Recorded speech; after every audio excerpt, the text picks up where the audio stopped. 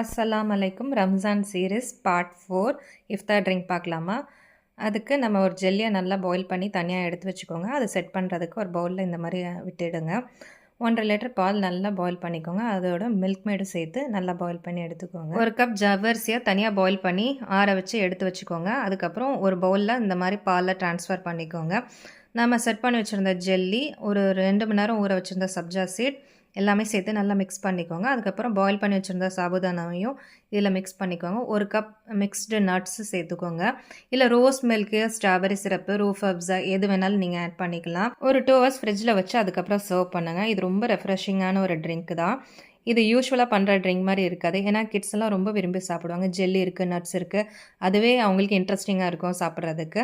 இந்த மாதிரி ரெசிபீஸ் நம்மளோட ரம்ஜான் சீரீஸில் வரப்போகுது. மறக்காமல் நம்மளோட சேனலை ஃபாலோ பண்ணுங்கள், சப்ஸ்கிரைப் பண்ணுங்கள், உங்கள் ஃபேமிலி ஃப்ரெண்ட்ஸ்க்கு ஷேர் பண்ணுங்கள்.